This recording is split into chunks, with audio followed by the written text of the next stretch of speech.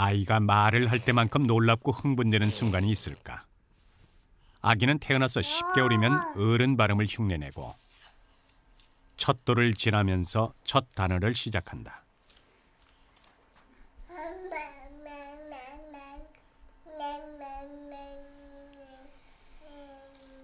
아기는 이제 언어의 세계로 걸음을 내딛게 된다.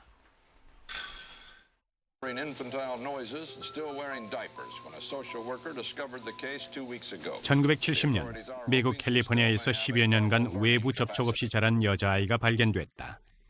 지니였다. 당시 13살이던 지니는 말을 못했다. 지니가 말을 못한 이유는 무엇일까? 누구나 첫돌이 지나면서 말을 시작한다. 그런데 왜 지니는 말을 못했을까?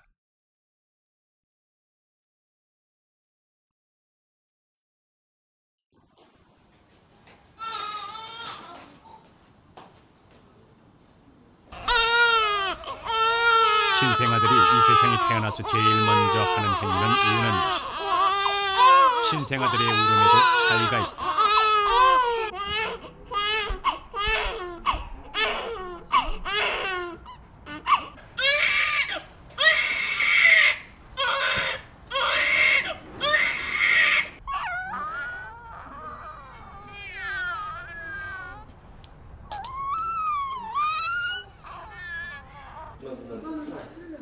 신생아들에게 울음은 유일한 표현 수단이다.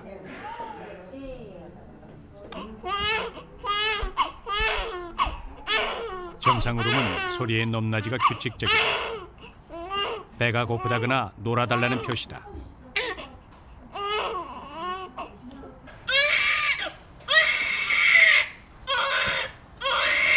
아플 땐 불규칙적이며 길고 높은 비명소리를 지른다.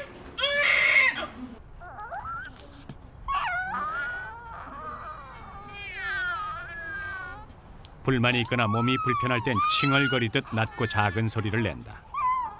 불만 울음은 태어나서 처음으로 하는 의사소통 시도이다.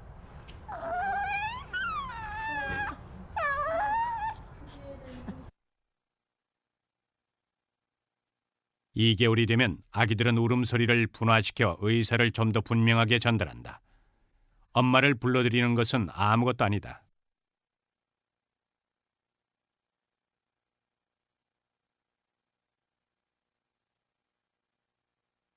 아기들은 자기 의사를 전달하기 위해서 울음뿐 아니고 미세한 표정 변화까지 온갖 수단을 다 동원한다.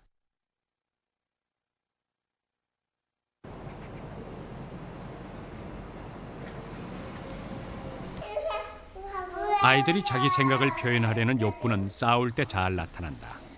24개월 혜인이에게 13개월 승윤이가 상대가 되지 않는다. 혜인이는 승윤이가 갖고 싶어하는 인형을 쉽게 차지한다.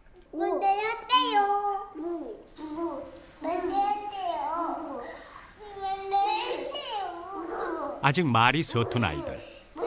표현 욕구가 늘어나면서 울음이나 표정만으로는 의사 표현의 한계를 느낀다. 이제 몸짓을 동원해 자기 주장을 한다. 말은 못해도 의사 표현 방법은 분명하게 알고 있는 것이다.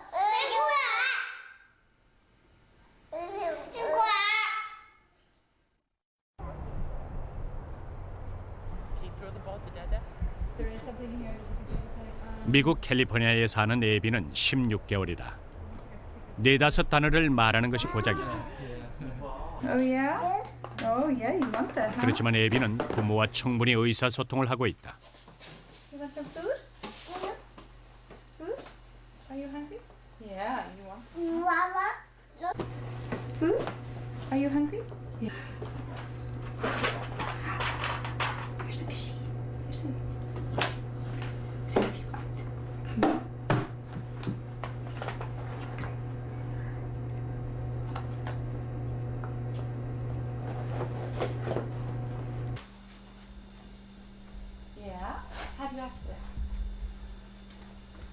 All right. Oh, you want some more food? Okay. Here you go. Dada. Are you saying hi to Dada?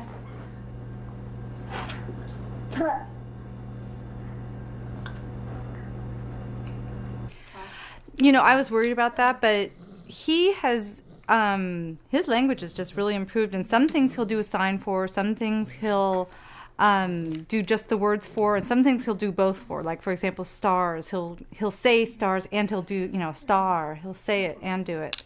Whereas other things he just signs for, and it doesn't. It just sort of seems to be like an addition to the language. It doesn't seem to slow it down. Can you see the ducky? 어휘량이 적은 에비는 몸짓과 손짓으로 의사를 표현하는 베이비 사인을 사용하고 있다. That's right. It's 요구, Ernie. 제안, 그리고 감정 표현까지 전달하지 못하는 것이 없다. Let's see. Oh, Evan, what's that? 이 시기 아이들은 좀 더 적극적인 의사소통을 위해 That's right. 베이비 It's the 사인이라는 elephant. 대화 도구를 It's the 만들어내는 elephant. 것이다. Yeah, the elephant. That's right. The elephant does that, huh?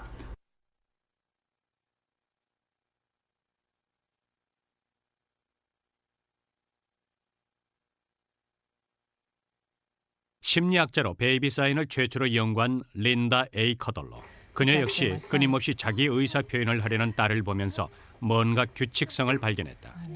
Now, what you'll see is this little boy has a sign for fish, which is, and watch how he tells his mom what that is. Baby signs are very easy gestures that babies can make. They're not hard. They're like this or like this, and they stand for things that babies want to talk about. Because babies don't have the capacity, the ability to say words until they're about 14, 15 months. But there's a lot going on in their heads that they want to talk about. So if you help them use a baby sign, then they can tell you what they're thinking. Where's the fan?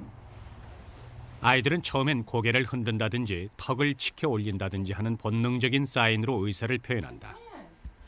그러다가 선풍기, 스위치 등 사물을 나타내는 상징적인 사인으로 발전한다. 그러나 어느 아기나 똑같은 베이비 사인을 사용하는 것은 아니다. Yeah, what's like? Yeah, it's hard to do. Like that. Yeah. It's for the light switch. Yeah. Turning on off the light switch. And then the fan is what? Fan. That's right. Yeah. Who's the fan? When, could you put me down? Yeah, I could. But do you want to share one more sign? Yeah. Do you remember a sign for different? Oh, we do it like that. Yeah. Oh, it's different. Yeah. Jackson's version, though, when he wants to eat something different, is he just kind of goes. And we get the point. Huh. Baby signs provides them a way to do that, and it just makes the number of positive, warm, loving interactions much higher than it would be without baby signs. And that's so important for emotional development throughout life. So the reason to do baby signs is to have a better relationship with your child. This is a butterfly. 베이비 사인은 아이들이 자기 생각을 효과적으로 전달하기 위해 만들어낸 언어다. 그러나 아이들이 생물학적으로 성숙해져 말을 하게 되면 이 베이비 사인은 사라진다. No, you're not dead.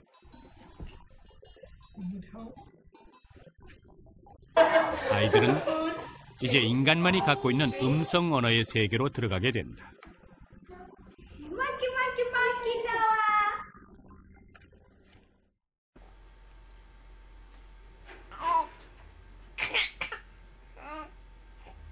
아이들은 3개월 정도부터 옹알이를 시작한다.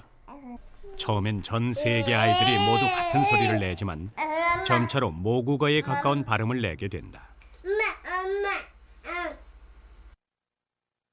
이렇게 첫 단어를 말하고 주위 사물의 이름을 하나씩 말하기 시작하다가 어느 순간부터 아이들의 어휘를 배우는 속도는 폭발적으로 빨라진다. 밥, 또, 물, 또, 뚜꼴레, 또, 아땅. 그리고 36개월이 되면 어른들과 거의 비슷한 수준으로 말을 한다. 우는 것이 고작이던 아이들이 말을 하기까지 도대체 어떤 과정이 있을까? 사랑해. 이거 뭐야 이거? 꾸야. 꾸야. 응? 꾸야. 콜라야? 콜라야 그거? 단어 배우기가 한창인 22개월의 이 아이들은 왜 수족관의 기포를 콜라라고 했을까? 아무도 수족관 기포를 콜라라고 가르치지는 않았을 것이다. 단지 수족관의 기포가 올라가는 모양새가 콜라와 비슷하기 때문에 기포를 콜라라고 했을 뿐이다. 아이들이 기포와 콜라가 같다고 생각하는 것은 아니다. 아이들은 기포라는 단어를 모르기 때문에 콜라로 일반화했던 것이다. 아이들이 자신이 알고 있는 단어로 비슷한 사물을 일반화시키는 현상은 쉽게 발견할 수 있다. 아이들은 곧잘 성인 남자를 아빠라고 부른다.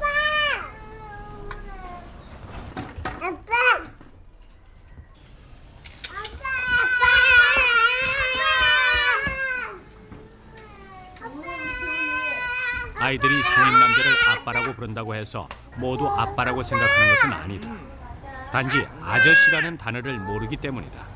그래서 아이들은 성인 남자를 아빠로 일반화하는 것이다.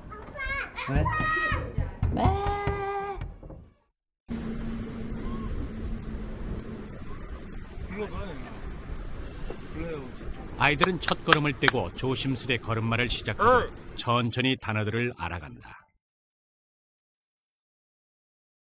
처음엔 한 달에 10단어를 겨우 알다가 18개월쯤 50단어 정도를 알고부터는 속도전이다.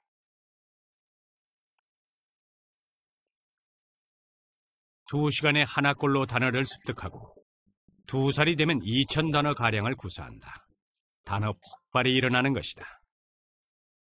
짧은 시간에 폭발적인 단어 습득이 어떻게 가능할까? 도대체 아이들은 어떻게 언어를 습득할까? 혹시 아이들이 언어를 습득하는데 우리가 모르는 비밀이 있는 것은 아닐까?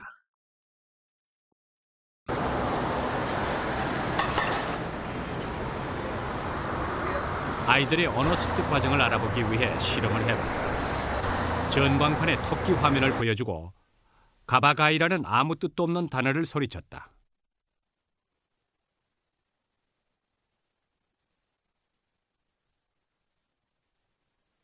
가봐 저기 좀 보세요라고 그렇게 얼뜻 느꼈습니다. 토끼는 토끼 보고 한 얘긴가 아니면 축구공 보고 한 얘긴가?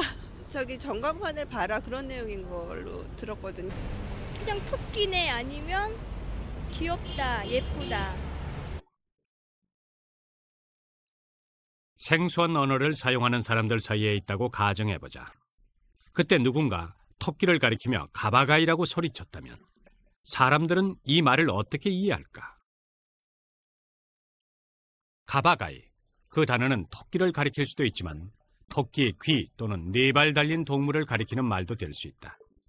뭔가 모르는 단어를 들었을 땐 당연히 혼란스럽다. 아이들도 새 단어를 처음 접할 때마다 이런 혼란을 겪는 것일까? 어른들조차도 가바가이라고 했을 때 토끼라든가 토끼의 귀라든가 저것을 봐라 이런 여러 가지 반응을 보이는 것처럼 어린아이에게도 의미는 굉장히 어려운 문제인데도 그렇게 일률적으로 같은 의미로 쉽게 받아들이는가, 경이 중에 하나죠.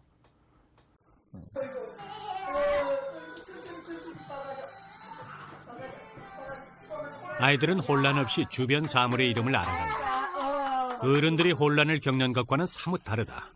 왜 그럴까? 그 이유는 아이들에겐 단어 습득의 무기가 있기 때문이다.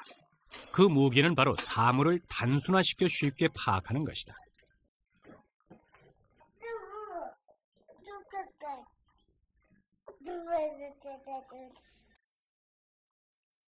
아이들은 하나의 사물엔 하나의 이름만 있다고 생각한다. 자기가 알고 있는 사물에 또 다른 이름이 있다고는 상상도 못한다. 그래서 단어를 쉽고 빠르게 습득할 수 있는 것이다. 이런 능력이 있기 때문에 아이들에게 단어 폭발이 가능한 것이다.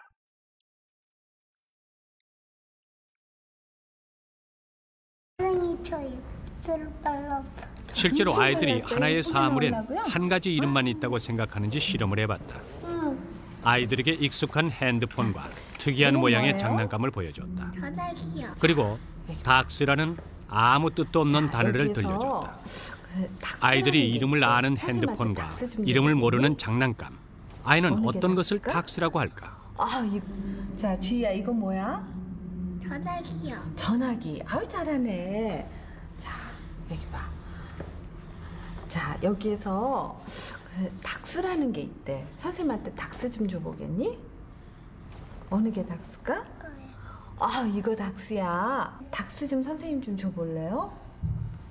그거 닥스예요? 아이, 고맙습니다. 자, 이거 왜 닥스라고 생각했어요? 그냥요. 아이들은 이미 알고 있는 이름이 아니라 새로운 이름을 자기가 알지 못하는 새로운 대상에 적용을 시키기 때문에 아이들의 어휘는 굉장히 빠른 속도로 확장될 수 있는 거죠. 그것이 상호배타성 제약이라고 얘기를 하죠. 그런데 이 상호배타성 제약은 단어를 습득하는 아주 초기 단계에서 작동하는 제약이라고 생각을 하시면 됩니다. 왜냐하면은 사실은 우리가 하나의 대상이 하나 이름만을 갖고 있다라고 생각하기는 어렵죠. 개라는 어떤 대상이 있었을 때 개는 치와와라는 이름도 가질 수 있고 또 동물이라는 이름도 가질 수가 있거든요. 아이들은 어휘량이 늘어나면서 복잡한 어휘 체계를 이해하게 된다. 한 단어가 다른 이름을 가질 수 있다는 것을 이해하게 된다. 또한 단어들 사이에 포함 관계도 알게 된다. 아이들은 이제 단어를 분류학적으로 구별할 수 있게 된 것이다. 자, 또 보세요. 실제로 아이들이 사물을 어떻게 분류하는지 확인해 봤다. 경찰관과 경찰차, 응급차 모형을 동시에 보여주면서 비슷한 것끼리 모아보게 했다. 자, 이 경찰차가 있죠? 여기 삐뽀차도 있고 또 이건 뭐예요? 경찰 아저씨. 경찰 아저씨 있어요. 그러면은 윤지는 요 경찰차 옆에다가 뭐 갖다 놓고 싶어요? 이거랑 이거 중에서? 그 갖다 놔보세요. 아이, 잘 갖다 놨어요. 요 소 옆에다가 요거하고 요거 중에서 어느 걸 옆에다 갖다 놓고 싶어요? 뭐야? 젖소 하면 우유가 떠오르고 실 하면 바늘이 떠오르고 이렇게 우리는 이 세상을 뭔가 주제적으로 연결시킬 수 있는 그러한 그 경향성들이 많이 있는 것 같습니다. 아이들 역시 굉장히 이른 연령부터 이 세상을 이렇게 주제적으로 분류하는 그런 경향성들을 많이 볼 수가 있죠. 그래서 경찰하면 경찰차와 연결을 시키고 젖소 하면은 우유와 연결을 시키는 그런 경향을 찾아볼 수 있었습니다. 그런데 흥미로운 것은 아이들이 단어를 들었을 때는 이렇게 주제적으로 분류하던 것이 사라지고 새로운 방식으로 이 세상을 분류하는 것을 볼 수 있다는 점입니다. 이 그림 한번 보세요. 엄마 소요. 정말 서예요. 그런데요, 운매서가 저기 별나라에서는요 미도라 그런데요. 미도라고요? 예, 이건 뭐라 그랬어요? 별나라에서? 미도요. 미도예요. 여기 미도가 또 있대요. 어느 게 미도일까요? 이것도 미도요? 그것도 미도예요? 네. 이거는 미도예요? 아니에요?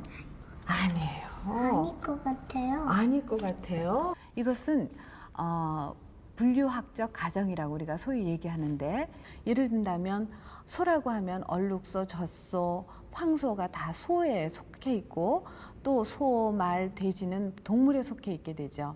그래서 아까 같이 이 젖소를 미도라고 했을 때 아이들은 이 미도라는 이름을 동물이라는 범주에, 소가 속해 있는 동물이라는 범주에 속해 있는 돼지에게도 그 미도라는 이름을 붙인다는 것이죠. 그건 어쩌면 생득적일 수도 있다라고 생각을 해요.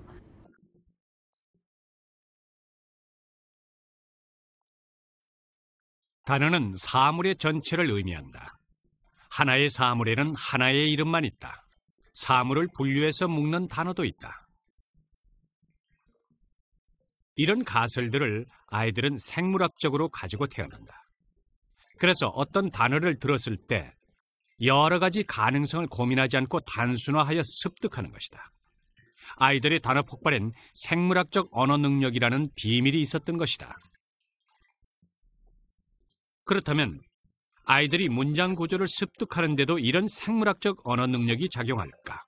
나의 날아갔어. 날라갔어. 비둘기가 하늘로 날아갔어.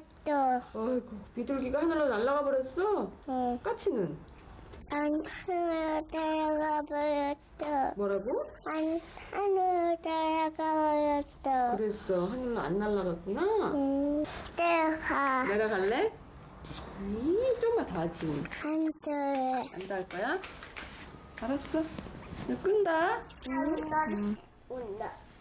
한국말에서 부정어 안은 재환이뿐만 아니라 많은 아이들이 어려워하는 부분이다. 엄마도 온다. 여. 다른 나바퀴가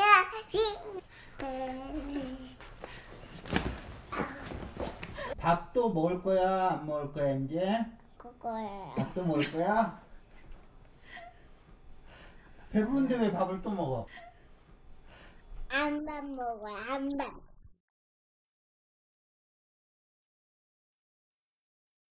어른들은 밥 안 먹으라고 말한다. 그런데 아이들은 부정어 안을 문장 제일 앞으로 옮겨서 어른들이 쓰지 않는 안 밥 먹어란 말을 합니다. 어른들은 사용하지 않는 문법 구조를 아이들은 어떻게 만들어냈을까? Here is the way the child would often say the sentence. They often say, flower, not song, sing in English. In other words, the flower on, song, sing. Notice the way you would say it as an adult would have on here between the object and the verb. But the children often put it before the object. You know, you might even say intuitively, yes, you've heard children say that. Often people say, yeah, that sounds like a child talk to me. 한국말 안을 영어의 not과 비교해보자. 영어에서 I play not baseball이란 말은 쓰지 않는다. I do not play baseball이라고 부정은 not을 핵심 동사인 play 앞에 놓는다. 언어권은 달라도 중요한 것을 제일 앞에 놓는 보편적인 규칙이 있는 것이다.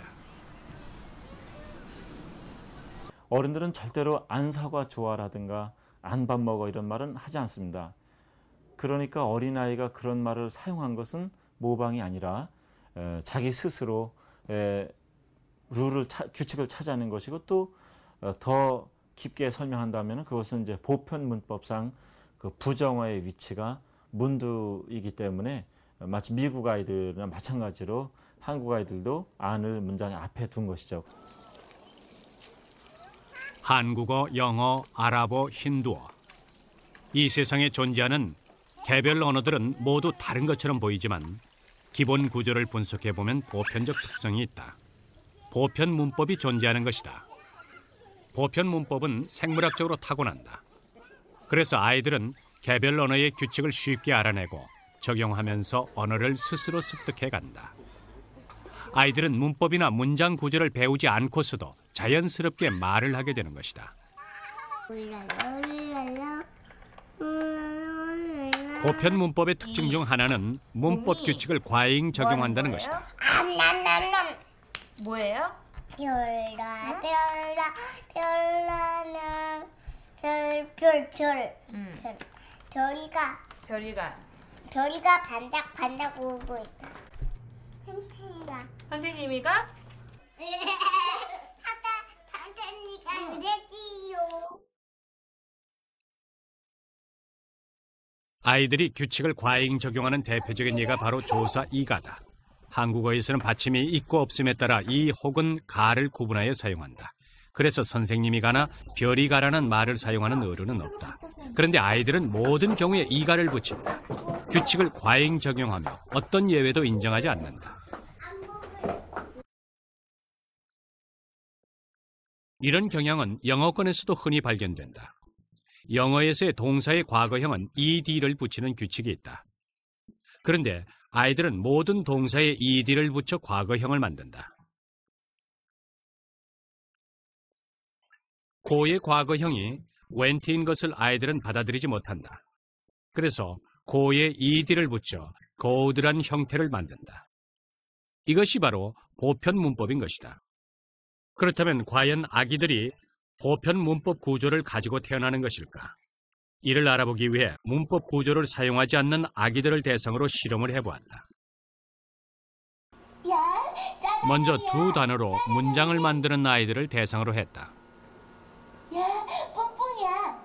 뿡뿡이가 어디 있어? 과연 이 아이들은 단어 배열 순서에 따라 뜻이 달라진다는 사실을 알고 있을까? 자, 짜잔형이 실험실에 두 개의 모니터를 만지는 설치했다. 것을 찾아봐라. 그리고 한쪽엔 뿡뿡이가 짜잔이 형을 만지는 화면을 나오게 했고, 다른 한쪽 화면에서 짜잔이 형이 뿡뿡이를 만지는 장면을 보여줬다. 자, 주어와 짜잔형이 목적어의 뿡뿡이를 관계를 정확히 만지는 것을 이해하는지 찾아봐라. 알아보기 위해서다. 짜잔형이 뿡뿡이를 만지는 게 어딨어?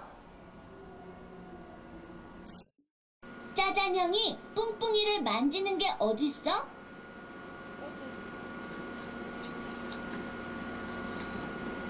자, 짜잔형이 뿡뿡이를 두 단어 만지는 문장을 것을 구사하는 찾아봐라. 아이는 주어와 목적어의 구조를 짜잔형이 제대로 이해하고 뿡뿡이를 있었다. 만지는 게 어딨어? 여기. 어디? 아무것도 없는데. 그렇다면 좀 더 어린아이는 어떨까?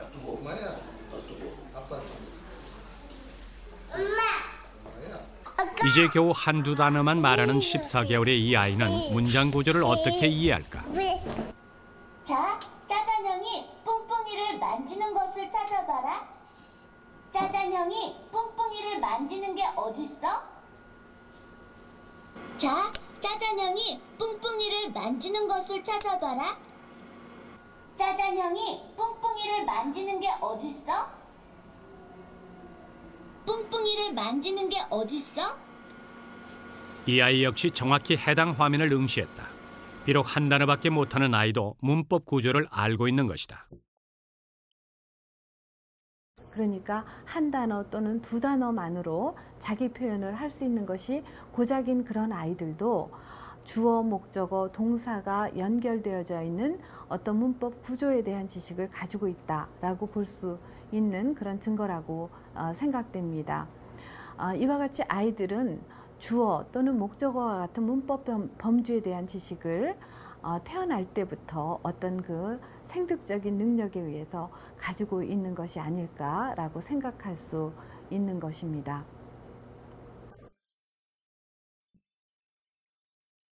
아기들은 때가 되면 저절로 걷게 된다.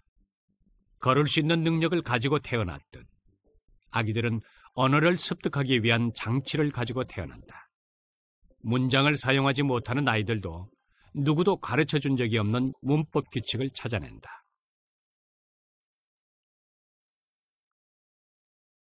그렇다면 언어도 걷는 것처럼 아무런 외부 자극이 없어도 언어 습득이 가능한 것일까? 이것은 언어학자들에겐 오랜 숙제였다.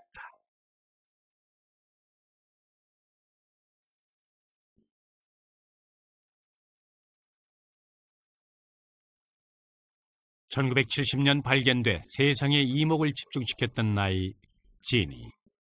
지니는 왜 말을 못했던 것일까? 지니 엄마는 맹인이었고 도움을 구하기 위해 거리를 헤매다 사람들에게 발견됐다. 지니 아빠는 정신질환을 앓고 있었는데 지니 모녀에게 가혹행위를 했다고 한다. 지니는 20개월부터 엄마와 도망쳤던 13세까지 작은 침실에 허름한 의자에 묶여서 혼자 지냈다. 생존을 위한 음식만이 겨우 제공됐을 뿐이다. 그리고 부모는 지니에게 어떤 말도 건넨 적이 없다고 한다. 그렇게 4년, 그러나 지니는 여전히 말을 못했다. 언어 검사에서 낮은 수준의 점수를 받았고 몇 개의 단어를 조합할 뿐이었다.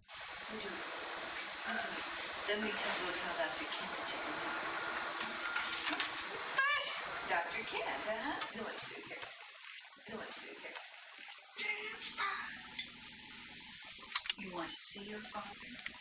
Father is not living.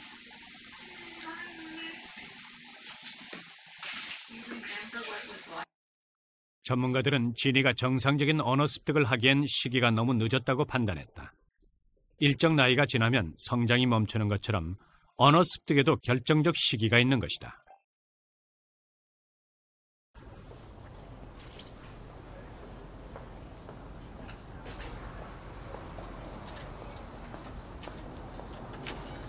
아동 언어학자인 스노우 교수는 아기는 언어 습득 프로그램을 타고났지만 결정적 시기에 상호 언어 자극이 필요하다고 강조한다. And those children had even better vocabularies, whereas a good deal of the variance in children's vocabulary outcomes.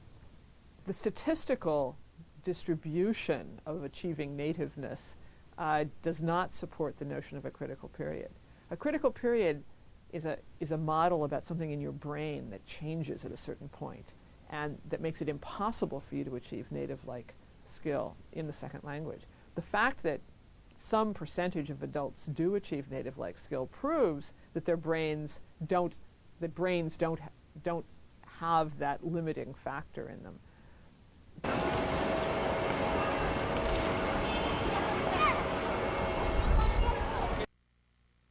이비인후과에 오는 아이들 중엔 말이 늦거나 어눌한 경우가 꽤 많다.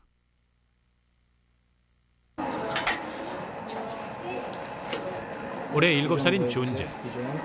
준재는 첫 단어를 말하는 것도 늦었고 또래들처럼 말을 제대로 하지도 못한다. 원인은 선천성 난청. 귀가 들리지 않아서 언어 자극을 받아들이지 못한 것이다. 자, 이름이 뭐지? 크게 얘기해봐. 이름이 뭐야? 이준태. 몇 살? 7살. 사실은 그렇게 되면 얘한테 더 중요한 거는 그 발음. 말이 이제 지금 조금 아직은 완전치 않잖아요. 그리고 음의 높낮이 조절이 안 되는데 그런 것들이 이제 틀을 잡아가는 것도 느낄 수 있어야 돼요. 네? 엄마가. 네. 또 그렇게 돼야만 돼요. 현재 준재는 보청기를 사용하고 있다.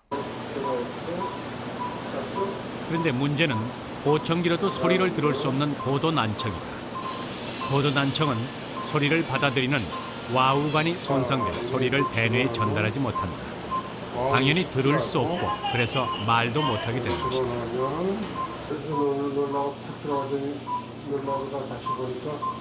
고도 난청은 인공 와우관 이식 수술을 통해 소리 자극을 들을 수 있게 된다. 그런데 인공 와우관 이식 수술의 성공 여부를 결정하는 것은 시기다.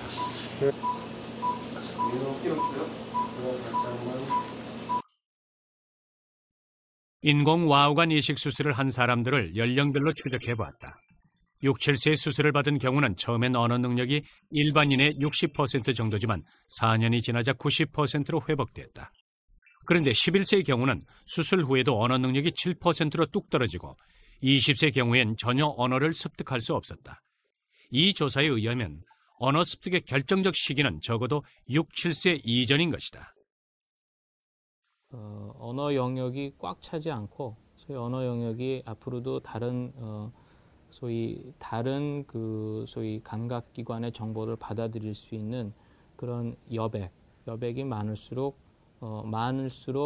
수술을 했을 때 결과가 좋다라는 그런 내용이죠. 그래서 만일 점점 나이가 들게 되면, 그러니까 청각의 재활이 없이 나이만 들게 되면 그런 언어 영역이 언어 이외의 다른 영역에 의해서 침범을 당하기 때문에 우리가 나중에 청각을 넣어주더라도 그 청각으로 인해서 언어를 고사할 수 있는 그런 가능성은 점점 떨어진다라는 것을 우리가 영상으로 알 수 있었던 연구에 해당되는 겁니다. 뇌에서 언어 영역이 형성되는 결정적 시기에 언어 자극에 어떻게 노출되느냐에 따라 아이의 언어 능력은 결정된다. Yeah, I think she needs to clean that because she pooped and peed. Did she? 올해 40개월인 헬라는 또래에 비해 어휘 능력이 월등하다. 그 이유는 언어 자극, 다시 말해 엄마와의 상호작용 때문이다. 헬라 엄마는 헬라와 말하기를 즐긴다. 그리고 헬라의 얘기를 듣기도 좋아한다. 헬라는 현재 자기 생각은 물론 머릿속 상상까지 엄마에게 얘기하기를 좋아한다. 그리고 마치 엄마가 자기에게 하듯 인형을 보살피며 말 건네기를 좋아한다. Followed children from 12 months through 3 years and traced the accumulation of vocabulary words in the children's speech. And they showed that differences among the children were related to differences in the amount the parents talked to the children, and that there were huge social class differences. So the professional, well-educated parents talked much more than working class parents, who in turn talked much more than very impoverished single parents in welfare families. And those differences in the amount of talk produced by the parents were directly reflected in the number of words the children acquired. 아이들의 언어 능력엔 언어 자극의 양보다는 질의 영향이 더 크다. 얼마나 다양한 어휘를 사용해 상호작용을 했는지에 따라서 아이의 어휘량이 차이가 난다. 하트 레슬리는 부모 계층별에 따라 자녀의 어휘량을 추적 조사했다. 부모 계층에 따라 36개월 아이의 어휘량은 2.5배까지 차이가 난다. 그리고 초등학교에 입학할 때면 어휘량 차이는 더욱 커진다. 헬라의 엄마는 매일 밤 헬라에게 책을 읽어준다. 책만 읽어주는 것이 아니라 다음 얘기가 어떻게 전개될지 헬라에게 묻곤 한다.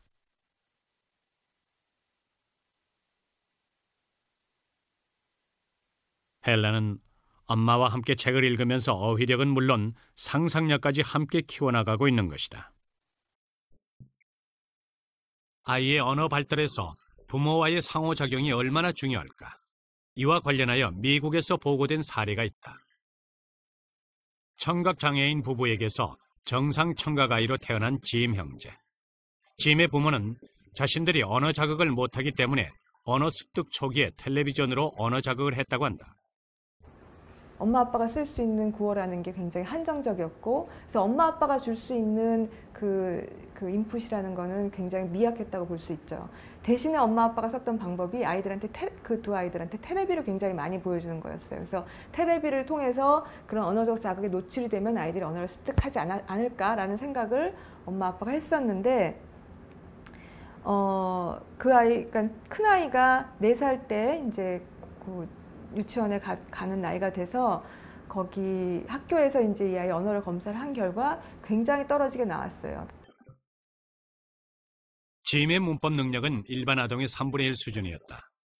복수형 사용은 일반 아동의 30%, 현재 진행형은 32%, 관사 사용은 33% 정도다. 텔레비전 자극엔 한계가 있었던 것이다. 부모의 언어 자극과 텔레비전의 자극, 도대체 어떤 차이가 있다는 것인가?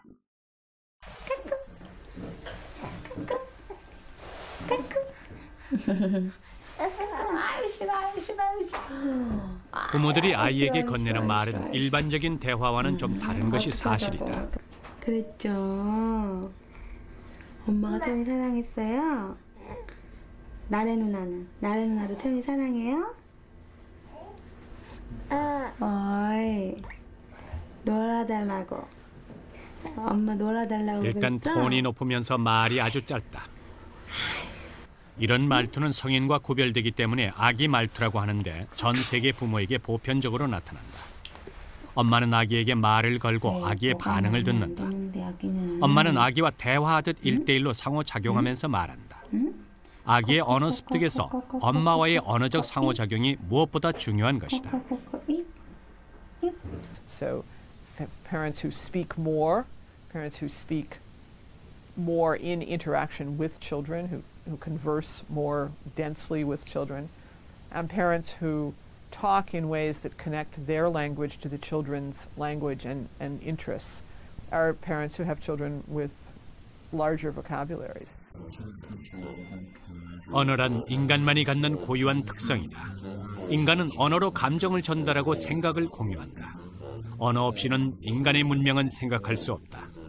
이 언어를 습득한다는 것은 아주 자연스러우면서도 매우 복잡한 일이다.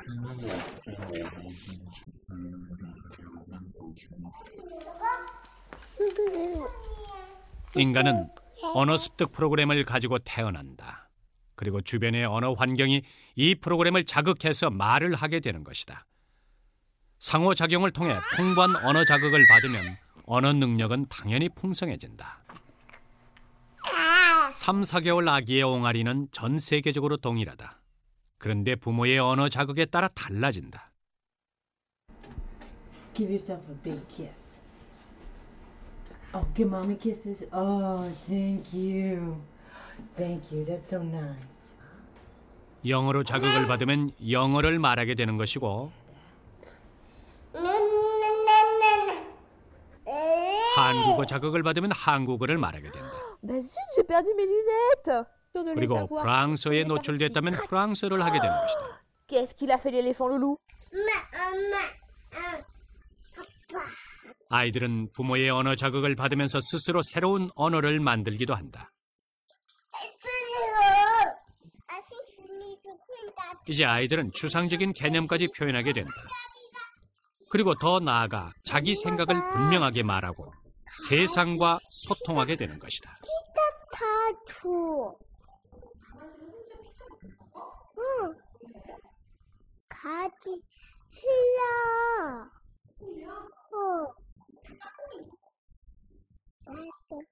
이또 닦았는데 이또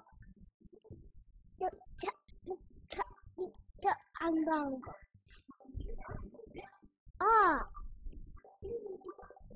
아.